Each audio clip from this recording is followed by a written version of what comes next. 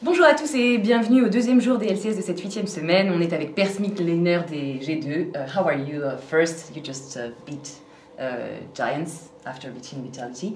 I have a question first. When you play two different games in the same week, one versus a top team and one versus a team in difficulty, do you play that game with the same pressure or with the same concentration? Well, I don't think that we have any pressure versus any team.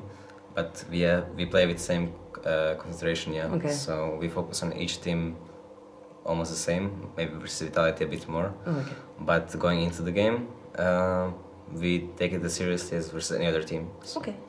Ok.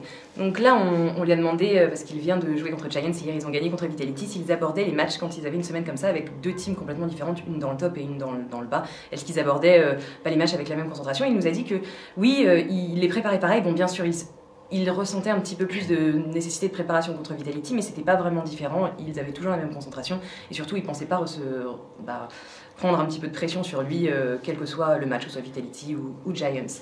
So, at first, the game was a sort of base race. I can call it that. Do you think the enemy was right to play that game regarding their lack of coordination? Well, they played good early game, but Yeah. we just took the Dragon, which we shouldn't have taken, and it was still okay trade. We got Dragon, and they couldn't get anything off, and their top laner couldn't farm because he would have to overextend in top wave. Yeah.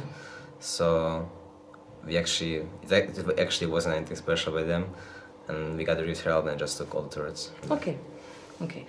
Donc on lui a demandé, parce que c'est vrai qu'au début, si vous avez vu la game entre Giants et G2, il y a eu une espèce de course au Nexus, on ne sait pas trop ce qui s'est passé, les tours sont tombés hyper vite. Et on lui a demandé si, en considérant le manque de coordination de l'équipe Giants, qui a quand même beaucoup de difficultés pendant ce spring, avec beaucoup de changements de joueurs, est-ce que c'était intelligent à eux d'avoir joué ce jeu-là? Il nous a dit que malgré qu'ils aient fait quand même un bon early, ils pensaient que ça les avait mis eux-mêmes en difficulté et au final ils avaient pu snowball la game et retourner la situation assez facilement.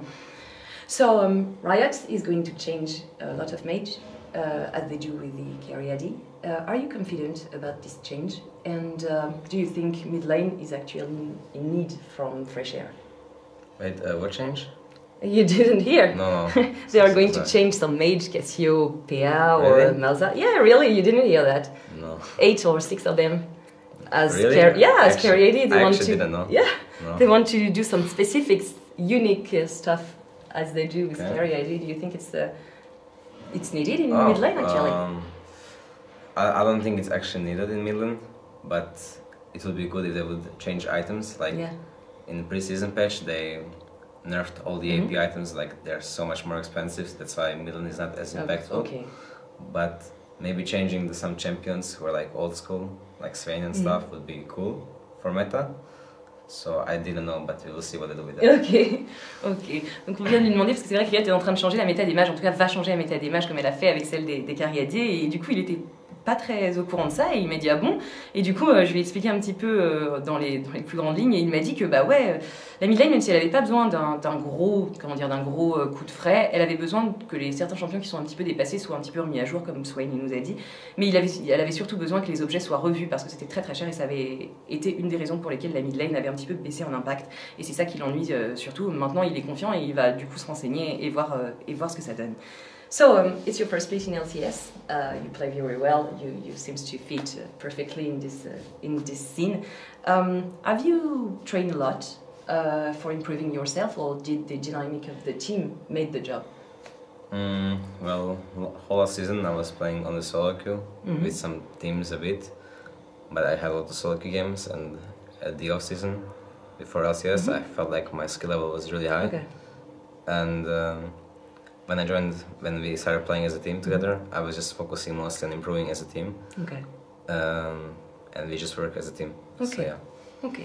Donc on lui a demandé, parce que c'est vrai que c'est son premier split en LCS et il a fait beaucoup de progrès depuis l'an dernier, on lui a demandé si c'était entraîné vraiment tout seul et si c'était ça qui avait fait cette progression, ou si c'est l'esprit de team qui lui avait permis de monter en niveau. Il nous a dit qu'il s'était énormément entraîné avant de rentrer dans cette saison LCS.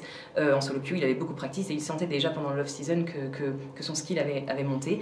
Et que du coup, une fois qu'il s'est mis à jouer en team, c'est devenu plus facile pour lui de se concentrer sur le jeu d'équipe et c'est devenu aussi plus facile de progresser en jeu d'équipe. Du coup, c'est un petit peu les deux forcément. You were in CS last season. Do you still following the scene? What do you think about this new format this year, and what do you think about the level of the scene?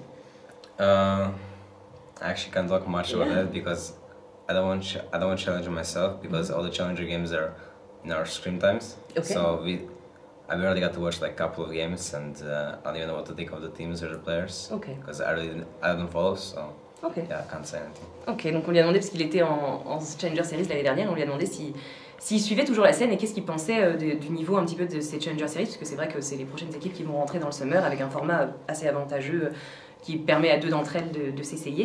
Et il nous a dit qu'il ne regardait pas du tout les Challengers, il les rencontrait qu'en scrim, en fait, sur leur temps de scrim. Il avait joué que quelques games contre quelques-unes des équipes. Ça lui permettait pas forcément de donner son avis sur le niveau, mais que du coup, il attendait la suite forcément. Okay, so Youngbuck was really criticized as player at the last day of his career, but now it seems to fit perfectly in this new role of coach. What is his impact on your life and your training? Well, he has been a player for a very long time, so he knows what we need as the players and how to act and talk to us, behave overall around us. So I think he's a really good addition to our team because he's a smart coach and knows stuff about it. Okay. Do you think it's important for a coach to has been a player before? Depending what kind of coach do you want. Okay. Or like what kind of coach does the team need? Like we are all pretty smart players, so he's like a sixth opinion. Okay. Which is really valuable to our team. I think that kind of coach would be good to someone like Origin and stuff. Like sixth opinion is always good to have. Okay. Donc on lui a demandé, parce que Youngbuck il a été énormément critiqué pendant la fin de sa carrière et c'est vrai que ça n'a pas été très facile pour lui, alors que là maintenant il semble très bien se faire à son nouveau rôle de coach et il semble être un très bon ajout, et c'est ce que Perks nous confirme d'ailleurs, que c'est un très bon ajout dans l'équipe, que c'est un ancien joueur, donc déjà il sait ce dont les joueurs ont besoin.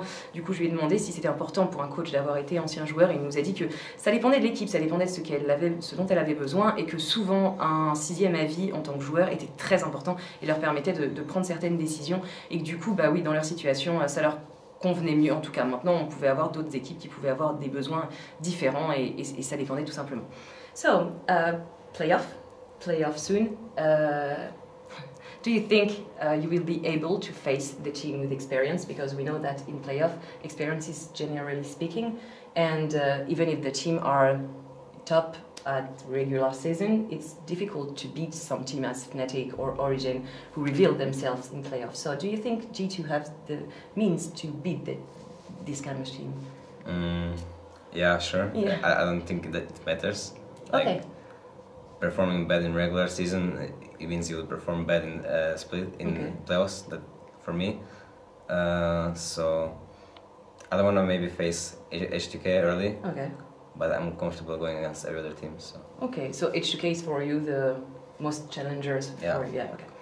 Donc on lui a demandé, parce que c'est vrai que les playoffs arrivent, il reste encore une semaine, la semaine prochaine on va avoir une bataille pour la première place, enfin, il va y avoir tout ça, et on lui a demandé s'il se sentait un petit peu confiant, parce que c'est vrai que quand c'est votre premier split de playoff, bah, c'est pas toujours facile pour des équipes de se faire à ce nouveau format, et en général l'expérience parle, et c'est pour ça qu'on a souvent Fnatic premier ou des Origins qui s'en sortent très bien, et on lui a demandé si ça lui faisait peur. Il pense pas que lui c'est important, il pense que l'expérience n'a pas d'importance là-dedans, et que s'il continue de bien jouer comme il joue là, ils auraient aucun souci contre ces équipes. Et il nous a dit que à part H2K, il n'y avait pas beaucoup d'équipes qui pouvaient leur faire peur, et qu'ils allaient se concentrer essentiellement là-dessus, mais qu'ils pensaient pas que les autres pouvaient suivre assez pour leur tenir tête. So thank you very much for your time, and we'll let you say the last words for the French community and stuff. French community? Yeah. You remember one word you learned at the gaming house? Not at all. I don't remember anything. Even not merci? Merci, yeah. Merci. Thanks all for following me, and yeah. Thank you just for you. Thank you, merci à tous, et on se retrouve très vite pour une autre interview.